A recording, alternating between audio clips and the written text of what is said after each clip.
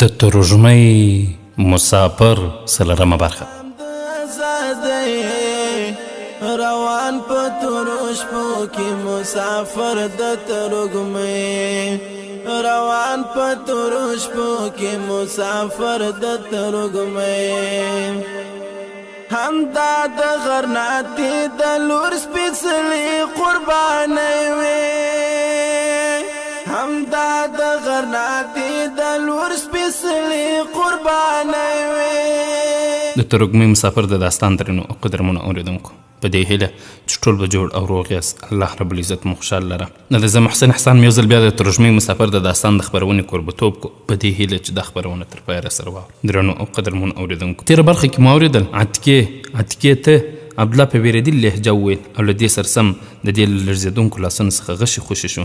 عتبه زخمي شو او یوې خواته ځان وغورځاوه. دا چې نور څه وسول دا به په نن خپرونه کې واورو ان شاء الله تعالی. دې د سترګو په رپ کې د هغه شی وریځ ته نږدې غوڅ سوي پوس او سرې غوږونه پرته نور ونه لیدل شول. به چیغې کړې یوه لوري ته شي او بیا ټیټ ټیټ وړاندې ورشئ. دروازه ماته کړئ. عتیقه په بیړه راکوزه شوه. عبدالله چیغې وهلې عتیقې ته څه کوې؟ د خدای لپاره له عقل نه کار واخله. ستا مور چېرته ده؟ مور مې دا ورخطا شوه زیاته یې کړه. لاندې نه ده کوزه شوې؟ نه د خدای لپاره ووایه هغه چېرته ده؟ هغه په ورخطایي وړاندې ولاړه.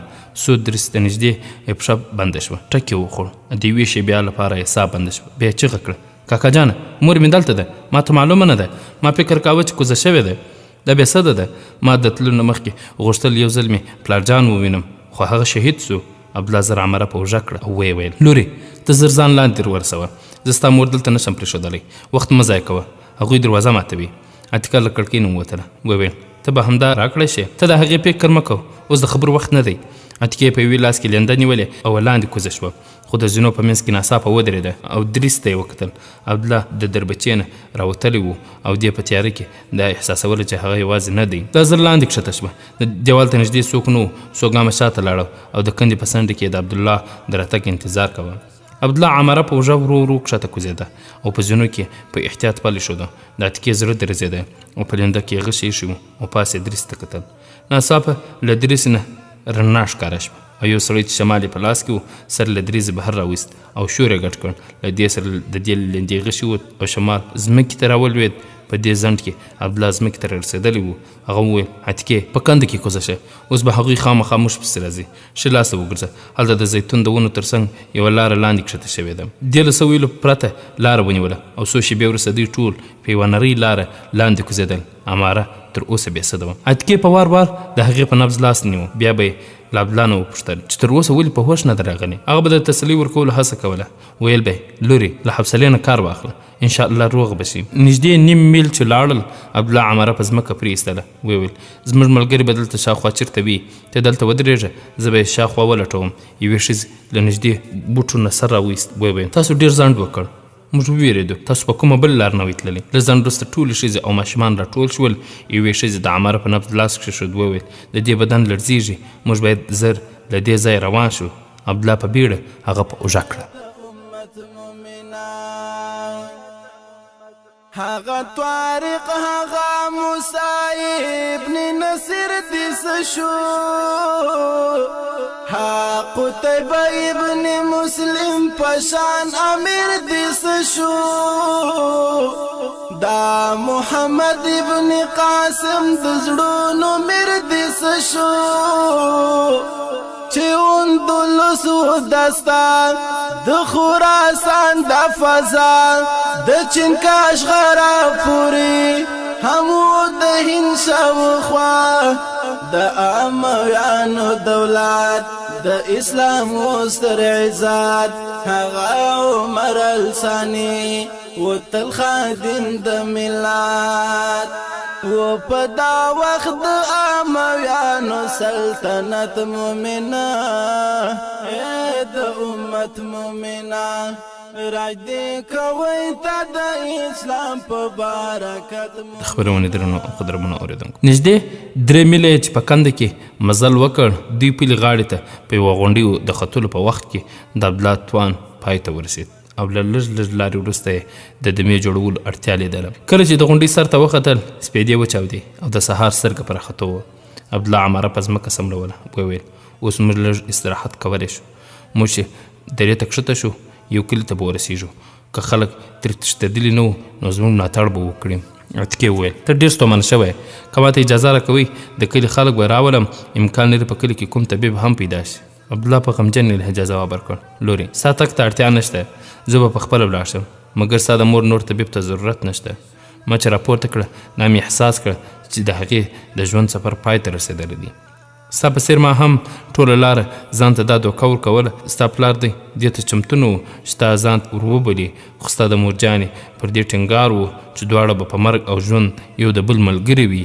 دې په حیراني یوه شپه خپلې مور ته کتل بیا سر پورته کړ اسمان ته یې وکتل او له سترګو یې د اوښکو سیلاب رامات شو. عبدالله جګ شو ویې ویل زه ځم سهار کېدونکی دی موږ تر اوسه د خطر څخه نه یو راوتلي ځکه خو تاسو باید د بوټ د منځ راونوځئ. عبدالله د درې لوري ته لاړ څو ګامه وړاندې ناڅاپه د بوټ په منځ کې کېناست د عتیقې سترګې د خپلې مور پر مخ میخ وې خو نورو ښځو او ماشومان عبدالله ولید چې غلی شو د هغوی په زړونو کې د یوې ناڅاپي خطرې احساس راپورته. چا په لوړ اواز وویل که ته له کلانه راتښتېدلی نو د غلي کېدو ضرورت نشته موږ ستا خبرې اورېدلې دي.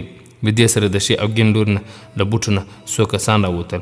عبدالله چې پوړې مخ خپلو ملګرو خواته بیرته ښویېدو ودرېد پوښتنه یې وکړه تاسو څوک یاست؟ یو سړی ورمخکې شو مه وېرېږه موږ مسلمانان یو له دې کلي نه راغلي یو. عبدالله وویل تاسو معلومه ده چې په کله حمله وشوه؟ هوکې مو چې د چاودنې غږ واورېد دا خطر مو احساس کړ او بیا مو چې په برج کې د اور لمبې ولیدې زموږ باور شو چې حمله شوې ده. زموږ سردار د رضاکارو له ډلې سره د جنوب کلا ته لاړ تر سهاره به د شاوخوا نورو کلو رضاکاران هم هلته ور ورسېږي.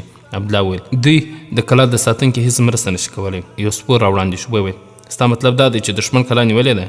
دښمن کلا فتح نه کړه بلکې یو خاین دروازه خلاصه کړه دا زموږ د سالار د مېرمنې مړی دی او هغه یې لور د سواره له اسونو پلي شول او د هغوی د پوښتنو په ځواب کې عبدالله د تیرو پوښتنو کیسه لنډه ورته تېره کړه. بیا وویل اوس کلي ته د مړي رسولو لپاره ستاسو مرسته اړ یو. رضاکار خپل یو ملګري ته امر وکړ په بیړه له کلي نه څوک راوله. عتیقه زر جګه شوه وویل ستاسو باور دی چې په جنوبي کلا کې د سیمې رضاکاران راټولیږي؟ هوکې زموږ مشر هغوی ته دا امر کړی دی او په کلا کې د چاودنې د اغیزو په شاوخوا کلي کې خلکو نغارې وغږولې. دې وویل تاسو ماته یو آس راکولی شئ؟ دلته زموږ سره 4 آسونه دي که د خبرو رسولو لپاره یو آس ته زموږ ضرورت نه وای نو 4 واړه به م درته سپارلي وای. نه ماته یوازې یو آس ضرورت دی. زه خپل کور ته خبر ورکول غواړم تاسو دې تورسیرو او ماشومان سره زما د مور مړی کلي ته ورسوئ. رضاکار وویل د خبر لپاره ستا تګ ته ضرورت نشته دا کار زه پخپله کوم. تاسو زموږ د سردار کور ته تشریف یوسئ که بیا هم تاسو تر ایسارېدو سفر کول غوره بلل نو د کلي هر سړی ستاسو ملګرتیا ته چمتو دی ستا د مور مړی به له تا سره یو ځای کور ته ورسول شي. عبدالله د رضاکار له رای سره موافق و خو عتیقې وویل نه زه په بیړه کلي ته ځان رسول غواړم زما د پلار او مور مړی باید په جلا جلا هدیرو کې خاورو ته ونسپارل شي. زما باور دی چې موږ به بیا کلا ونه نیسو او د ټولو شهیدانو قبرونه به هم هلته وي. زه سمدستي خپل کلي ته ځان رسول غواړم چې که زموږ د سیمې خلک له خپلې ذموارۍ نه غافل وي نو راویښ به یې کړم. که دښمن څو ورځې په کلا کې د پښې ټینګولو فرصت وموند نو زموږ لپاره به یې بیرته نیول ډېر ګران وي او دا به بیا یوه بله سیند ټاپي شي او د جنوب لوري ته به 2 مهمې لارې بندې شي. که ستا اراده دا وي نو یوه شیبه هم باید له لاسه ورنه کړو. زه به له تاسو سره ولاړ شم. هغې یو ځل خپلې مور ته وکتل او بیا پر آس پښه واړوله. ځوان په بیړه خپل ملګرو ته لارښوونې وروسته ورسره روان شو. لږ وروسته چې دوی درې وطنګي تېر شول په دره کې د نغارو غږونه او د اسونو د پښو ترپهار واورېدم. له لمر ختو سره د یوې غونډۍ پر ډډه د پولیو او سپرو مجاهدینو ډله یې ولیده. له دې سره د کلا له لوري ویرونکي چاودنې غږونه واورېدل. زر یې د آس مخ هغې لور ته ور واړوه او ورو یې کتل د شمال پر دودونه او ګردن خپاره و. دې بیا آس بنده کړ او لږ ځنډ وروسته یې د لښکر په منځ کې د خپل کاکا په غېږ کې سلګۍ وهلې. سعید دې ته نږدې ولاړ و په زحمت یې خپلې اوښکې راتم کړې وې. هشام په ډاډه زړه د دې داستان واورېدو. فرصت وموند څو تنه سپاری چې حملې نه وروسته د کلا د وضع د احوال لپاره اصل شوي اسونه یې چرګام ځغلول او راورسېدل. هغوی خبر راوړ چې دښمن کلا پرېښوده. زموږ د دوی څو ټولګي د ویالې پر پله د تېرېدو په حال کې ولید او راغلو. هشام لښکر ته د وړاندې تللو امر وکړ او لږ ځنډ وروسته هغوی د سړک ښي لوري ته د یوې غونډۍ له څوکۍ نه د کلا ننداره کوله. د ګردونو او دوړو سیلۍ ناسته وه. د هغې پر ځای د اور لمبې پورته وې. په دیوالونو او برجونو ځای ځای چاکونه راغلي وو او په کوم ځای کې دروازه وه هلته د ایرو او خاورو یو انبار پروت و. د نورو زیاتو کوټو او ودانیو په څېر هغه ودانۍ هم پر ځمکه رالوېدلې وه چې عتیقې ته د خوښیو زانګو و. دا په منډه کلا ته ننوتل او لږ ځنډ وروسته هلته نور سرتیري هم راټول شول چې د عامې وژنې په وخت کې په یوه او بل خوا تښتېدلي او غلي شوي وو. د دې پر وښودلو له خاورو نه مړي راویستل.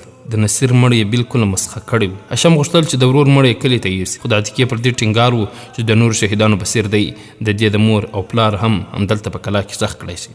بالاخر هشام څو تنه واستول چې د عماره مړی راوړي او مازدیګر مهال یې هغه د خپل میړه تر څنګ خاورو ته وسپارله. د خپل تره په کور کې دې ته هر وخت د هغې کلا ویرونکې منظرې سترګو ته درېدې او دې به تل د خپل مور او پلار پر وروستي ارامځای د اوښکو ملغلرې شیندلې. نن هم د شمال لوري ته دې ته همهغه کاږه واژه سړک ته کتل. دې سترګو به د اوښکو پر دیوال حایل شوې. ورو ورو یې سلګۍ وکړې او په زړه کې یې وویل موجانې تا پر دې بېرحمه نړۍ یوازې ولې پرېښودم او له دې سره سم د دې له سترګو د اوښکو دوه غټ څاڅکي لاندې وسوځېدل. پتا کې نشته نن خالد غوندې سړی ملتا لکه طلحه زبیر په شان دا غیرت ملتا نشته نن سات او هم قاقا التمیمی ملتا حد کی اسرا سلطنت مد کړ دغه دولت د فارس په لوی اسمکا شد عمر خلافت او خلفاء راشدین هم د اسلام خادمین صدیق عمر عثمان بل علی ګلورین اسلام پیاوړی و دا وخت یو عزت مومنا د امت مومنا راج دې کوي ته د اسلام په برکت مومنا د امت مومنا د ازادۍ روح. خبرونه درنو قدرمنو اوریدونکو، د دې کلا له روانېدو وروسته غناته ته ورغلې یوه مهمه لاره بشپړه خطرناکه شوه. پر سړک یوازې د شپې لخوا د موادو کاروانونه تللی شول چې د هغوی د ساتنې لپاره به شاوخوا د غوښې ویشتونکو ګروپونو تل پیره کوله. د ختیځ لوري ته نورې غرنۍ لارې لږ خوندي او په امن وې، خو هغه بیا دومره سختې او تنګې وې چې غلا یوازې په کچرو پرې وړل کېدای شوی. په شمال کې د ویګا حاصلیزه سیمه د دښمن د پرلهپسې یرغلونو په سبب شاړه شوې وه. په دې ورځ کې موسی بن غسان له ښار راووت او پر دښمن به یې ځوابي یرغل کاوه. د هغه حمله به دومره زوروري او سختې وې چې دښمن به د سنټاپي او غناطې ترمنځ خپلې ټولې مورچلې پرېښودلې او پر شا تللو ته به مجبورېده. پر دې به د اندېښمن قوم مورال اوچت سو او هیلې به یې بېرته راژوندۍ شوې چې دښمن ښایي په څو اونۍ یا میاشت کې یو ځل بیا پر کلابندۍ ماتولو مجبور شي. وضع به بدله شي او د غناطې پر ولس به د غذایي کمبود راغلي ستونزې لرې او لارې به خلاصې او د مصیبتونو روان دوران به پای ومومي. اتکا د هغو خلکو له ډلې څخه وه چې اوس یې هم په دې خبره باور و چې د ملت د شهیدانو وینې به بې ځایه نه ځي او د غناطې ولس به د غمونو او مصیبتونو له دې توپانونو څخه سرلوړي وځي. حمید بن زهره په لرې لرې سیمو کې د جهاد لپاره تبلیغ کاوه او څو ورځې به له کلي نه لرې و. سعید د هغو رضاکاران د یوې ډلې مشر و چې ځانونه یې خطر ته غورځولي وو او د غناطې ولس ته به د ضروري شیانو قافلې رسولې. کله به چې هغه د هشام کره ورغی نو عتیقې ته به د غناطې د خلکو د همت او زړورتیا کیسې کولې. یو ځل هغه 15 ورځې وځنډېدی. له دې سره چې څوک د قافلې د ساتنې لپاره تللي وو بېرته راغلل. هغوی وویل چې کله دوی قافله غناطې ته ورسېده نو موسی بن غسان له ښار راوتلی وو او پر دښمن یې برید وکړ. سعید د بېرته راستنېدو پر ځای له هغه سره په جګړه کې شریک. سعید 15مه ورځ بېرته راستون شو. هغه هشام ته خبر ورکړ چې 3 واړه زامن یې په غناطه کې روغ رمټ وو. عبید او امین د سرلښکر په توپاني ډلو کې د شهرت خاوندان شوي دي او عمر د خوندي پوځ د یوې ډلې مشر غوره شوی دی. او هغه ویل چې کوم فرصت وموند یوه ورځ د څو ورځو لپاره کور ته درځم. یوه شپه عتیقه په خپله کوټه کې ناسته وه. کتاب یې لوست چې خدمتګار ورته او وویل د سعید پلار راغلی دی او سعید ورور هم ورسره دی. حمید بن زهره له 2 هفتو راهیسې په کلي کې نه و او چې په عامو حالاتو کې به کله له سفر څخه راستون شو نو لومړی به یې تر هر چا وړاندې د عتیقې د خیریت پوښتنه کوله. ډېر زر کتاب بند کړ او په بیړه لاندې کوزه شوه. لږ ځنډ وروسته د دې یوې کوټې د نیم خلاص دروازې شاته ولاړه. د هشام او حمید غږونه یې اورېدل. لږ ودرېده او شرمېدلې کوټې ته ورننوتله. هشام دې ته وکتل وویل عتیقې ته ولاړ شه موږ لږ ضروري خبرې کوو. عتیقه بېرته وګرځېده خو حمید وویل نه لورې ته کښېنه کوم خبرې چې د سعید د وړاندې کېدای شي هغه ستا په وړاندې هم کېدای شي. اتکې هشام ته وکتل او د هغه د لاس اشاره یې چې ولیده د حمید تر څنګ کښېنستله. حمید تر لږ ځنډه سر کښته واچوه او تر سوچ وروسته یې هشام ته وویل دغه ناتیه اوسنۍ وضع ډېره د اندېښنې وړ نه ده. موسی ثابته کړې ده چې موږ په دې اوسني وخت کې هم د خپلو پلرونو روایت ژوندي ساتلی شو، خو اوس ژمی پیلېدونکي دي چې واورې پیل شي نو د ضرورت وړ مواد د راوړلو پاتې لارې به هم بندې شي. موسی بن غسان هم دا خطر احساسوي چې کله بهر نه مرسته راونه رسېږي نو د کلابندۍ په حالت کې به د غناتې د ولس مصیبتونه هم زیات شي. هغه چې کوم استازي له سمندر نه پورې غاړې اسلامي هیوادونو ته استولي وو تر اوسه پرې هېڅ پیغام نه دی رارسېدلی. داسې اټکل کېږي چې هغه تر اوسه د سمندر څخه نه وي پورې وتلي. امکان لري چې نصرانیانو هغه نیولې وي. اوس د هغه هیله ده چې زه د شمالي افریقا او ترکیې واکمنانو ته د دې پیغام یوسم. تا له موسی سره لیدلی دی؟ نه، هغه ما ته لیک راستولی و. مګر تو خو په سفر وتلی وې، لیک چېرته در ورسېد؟ د هغه لیک سعید راوړی و او زه غواړم چې له څه ځنډ پرته روان شم. هشام سعید ته وکتل، وویل مګر تا خو له غناتې نه د راتللو وروسته ما ته ونه ویل چې موسی د ده په نامه کوم لیک در راستولی دی. سعید ځواب ورکړ هغه ما ته امر کړی و چې د ده پرته هېچا ته ونه وایم. حمید وویل زه له تلو مخکې دا ویل غواړم چې اوس به زما له تګ وروسته زما پاتې کار سرته رسوي. د غناتې د ولس داخلي ګډوډي د ابوعبدالله د ناهیلۍ او د خاینانو د پرلپسې دسیسو په سبب د جنوب آزاد قبایل مایوسه شوي دي. موسی یوازې په دې صورت کې جګړه جاري ساتلی شي چې له هغه سیمو څخه مرسته او د ضرورت وړ شیان ور ورسېږي. تا ته به دا ګرانه نه وي چې قبایل وپوهوي که د غناتې ولس له موږ نه مایوس شو نو د ابوعبدالله په دربار کې به د امن غوښتونکو پله درنه شي. موسی په خپل لیک کې لیکلي دي چې اوس هم ځینې سرداران ابوعبدالله ته د وسلې ایښودلو مشوره ورکوي او د علماو یوه بنفظه ډله هم له دوی سره هم نظره شوې ده. زه په دې تمه ځم چې زموږ وروڼه به موږ نه مایوسه کوي. هغوی د اندلس د حکومت دعوادارانو د خپلمنځي جګړې نه بې پروا کېدل وایي، خو اوس پریدان ته مات ورکول د لکونو مسلمانانو د بقا سوال دی. زما په غیاب کې به د منصور پاملرنه هم ستا په ذمه وي او زما باور دی چې سعید هم ته زوی وبولي. ما چې د موسی بن غسان لیک ولوست د جعفر په لاس مې پیغام د هغې خدمت ته واستوه چې زه به ډېر ژر روان شم. هشام وویل زما دعاګانې در سره دي، خو ستا باور دی چې بهرني مسلمانان به زموږ ملاتړ ته تیار شي او د غناتې ولس به د هغوی په انتظار جګړه جاري وساتلی شي. حمید ځواب ورکړ که موږ ځانونه د الله د نصرت حقدار ثابت کړل نو موږ ته د مایوسۍ هېڅ دلیل نشته. د غناتې ولس په هر صورت باید د خپلو تېرو ګناهونو کفاره ادا کړي. اوس دوی د ابوعبدالله د تخت او تاج د دفاع لپاره نه بلکې د خپل بقا لپاره جنګیږي او دوی پر دې پوهیږي چې که یې حوصله ماته شوه نو په اندلس کې به هېڅ د پناه ځای پاتې نه وي. زموږ ترکي ورونو د اروپا د خلکو غرور په خاورو کې رانسکور کړ. د هغوی د برباو، سیلاو، د پولینډ او اتریش تر سرحدونو پورې رسېدلی دي. د دوی په لاسو پر قسطنطنیه د اسلام د بري بیرغ رپېدلی دی. د روم په بحیره کې د دوی سمندري ځواکونو د اندونیزیا او ایټالیا پر څنډو اورونه بل کړي دي. زما پوره باور دی چې که هغوی زموږ لوري ته لږ پام راواړوه او څو بیړۍ یې د اندلس څنډو ته راورسېدې نو په ټول قوم کې به د ژوند نوې ساه وچلېږي. زه دا دعوه نه کوم چې ترکان به تر څو ورځو او میاشتو پورې زموږ مرستې ته راورسېږي، خو دا په پوره ډاډ وایم چې د غرناتې ولس د بري او شهادت له لارې پرته کومه بله لاره غوره نه کړه نو هغوی به خامخا راورسېږي. د امیدونو د سهار رڼا یوازې د هغو قافلو په برخه ده چې د مایوسۍ په تیارو کې د عزم او ارادې ډیوې بلوي. د غرناتې د ولس دا فرض دی چې تر څو د بري او نصرت د مالک په دربار کې د دوی د دعاګانې نه دي قبلې شوي، دوی د امیدونو د ډیوې بل ساتلو لپاره خپلې وینې ورکوي. یو مسلمان ته د شهادت لاره د بري لاره ده. زه د غرناتې له ولس نه خطر نه احساسوم. هغوی ته د غلامۍ د ذلت پر ځای د عزت او شهادت لار وښودل کېدای شي. زه د اندلس تر څنډو پورې راګرځېدلی یم. د هغو کلو او ښارونو احوال راته معلوم دی چې د هغو په اړه دا تصور کېده چې نصرانیان پر غلامۍ قانع شوي دي. زه به دا په زغرده ووایم چې د هغوی په سینو کې د ازادۍ ولولې نه دي سړې شوي. کله چې له افق نه د امید یوه وړانګه وچلېږي دوی به بیا راپورته شي. زه یوازې د غرناتې د هغو مشران په باب اندېښمن یم چې خپل تدبیر ورته سمه لاره ښکاري. زه له هغه ارامي خوښوونکو ویرېږم چې داسې ګڼي چې کله د غرناتې سرتېري تورې وغورځوي نو پریدان به د امن له پیغام سره راشي، د هغوی کورونه او شتمني به خوندي پاتې شي او د نصرانیانو په پیره کې به آرام خوب کوي. که کومه ورځ تا دا احساس کړه چې په غرناته کې د هغو ځان غولونکو کسانو زور شو نو ته باید هلته ورشئ او سمې لارې ته یې راوړئ. د غرناتې ازادي غوښتونکي اوس ولس او حقپال علما به در سره ملاتړي وي. زه اوس له تا نه اجازه غواړم، ته باید له خپلو ډېرو اعتمادي دوستانو څخه پرته زما په باب چاته څه ونه وایې چې څه پروګرام لرم.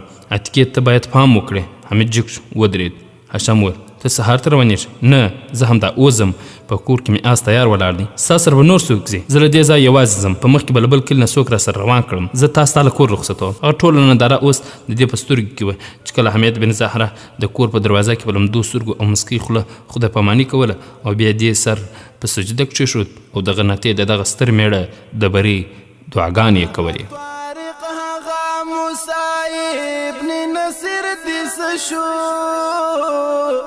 ها قتيبة ابن مسلم پشان امیر دې شو، دا محمد ابن قاسم د زړونو میر دې شو،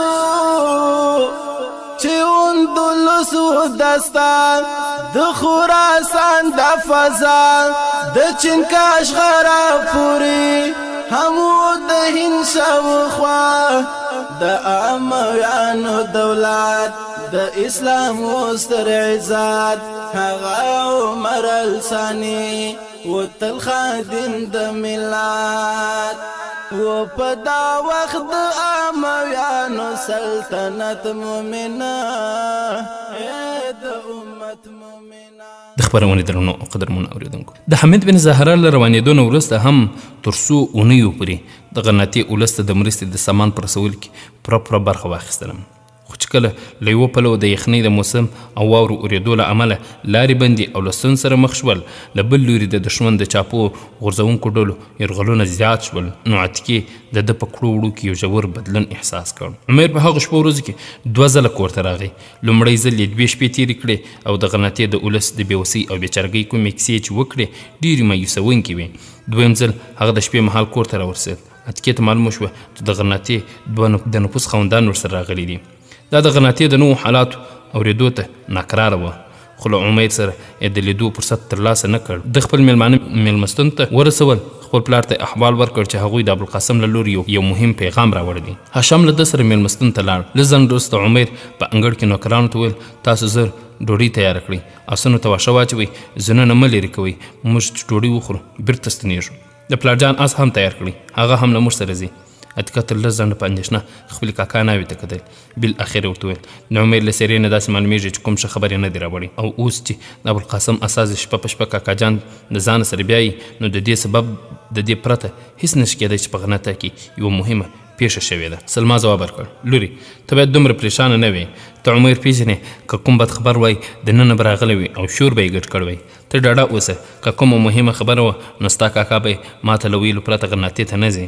ما د عمیر نه د امین او عبید په باب هم ونه پوښتل. لږ ځنډ وروسته عتیقه د اندېښنې په حال کې بلاخانې خپلې کوټې ته روانه وه.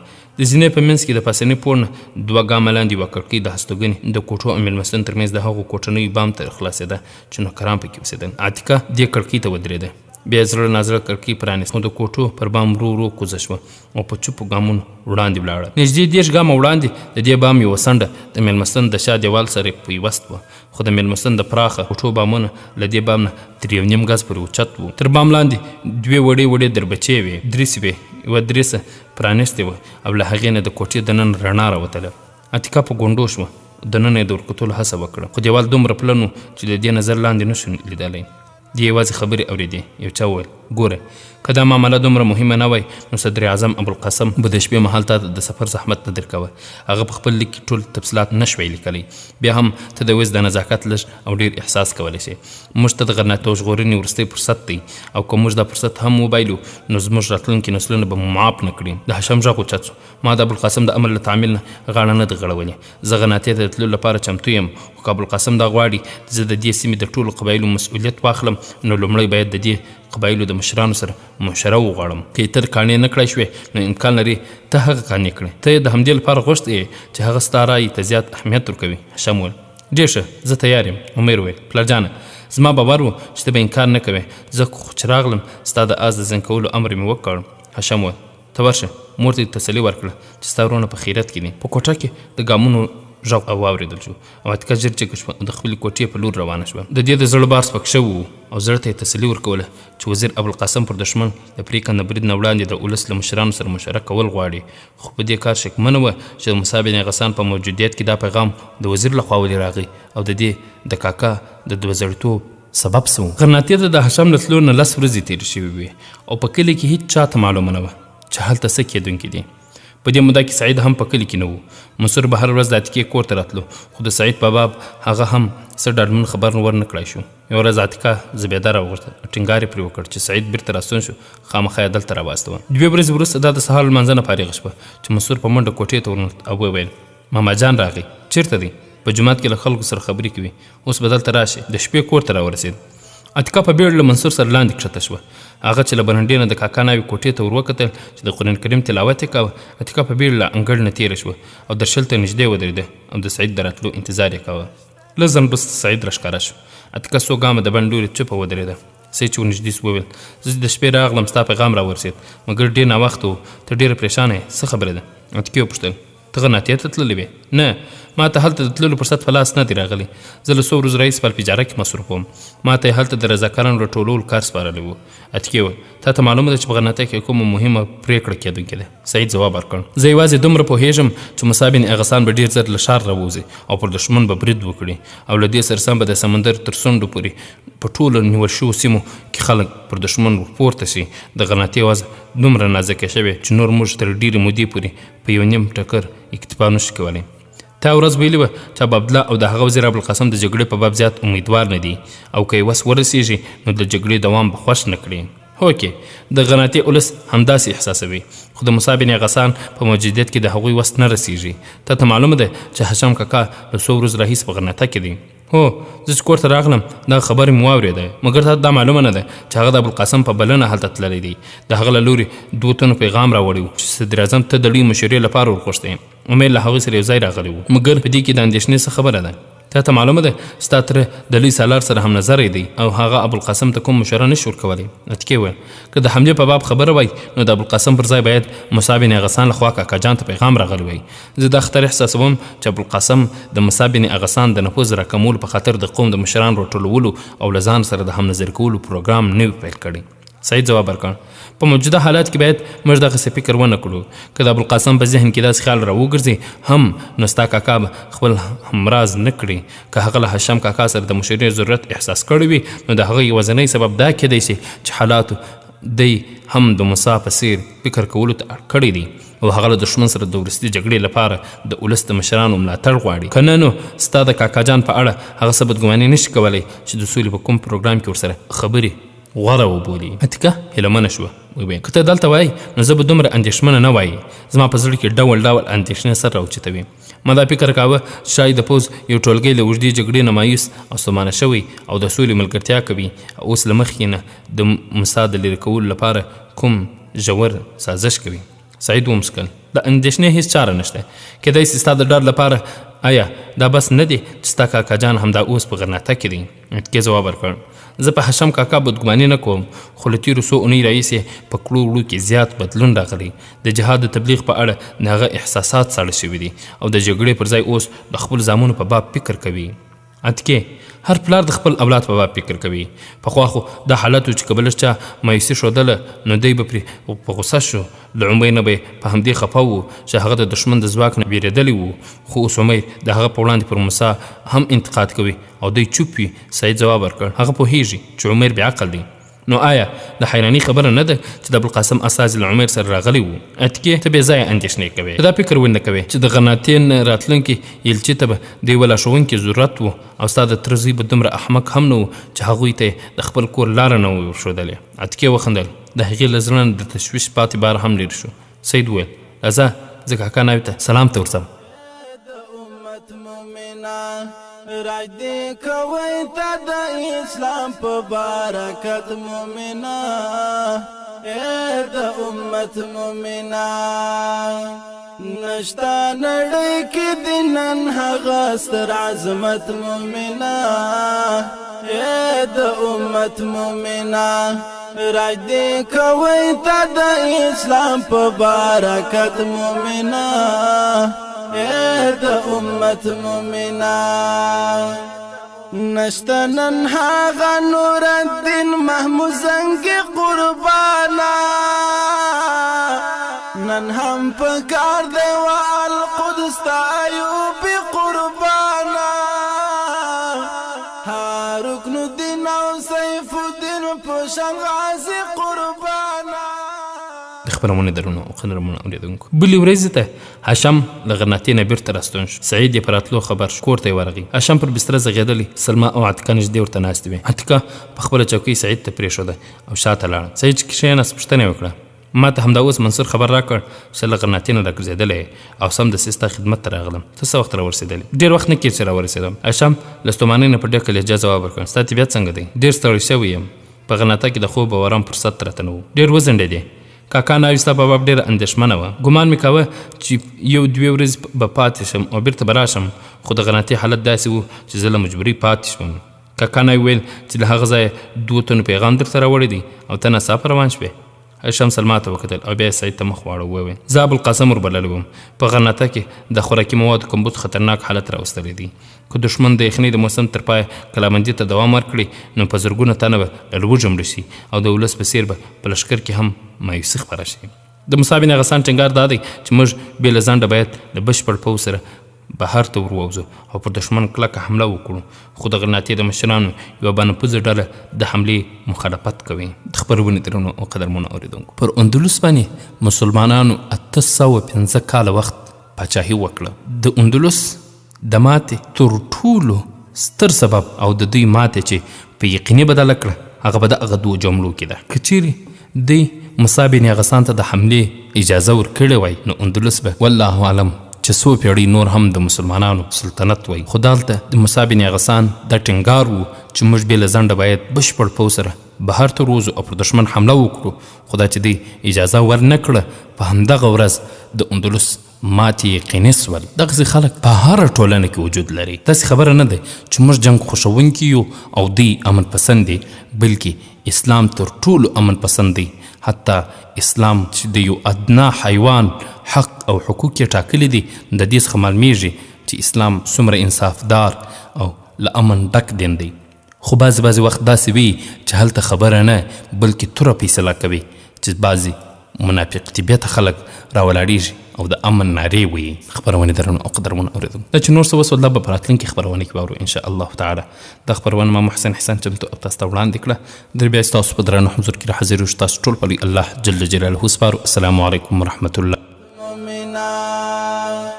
نشتا نړۍ کې د نن هغه ستر عظمت مومنا، د امت مومنا، راځي کوي ته د اسلام په برکت مومنا.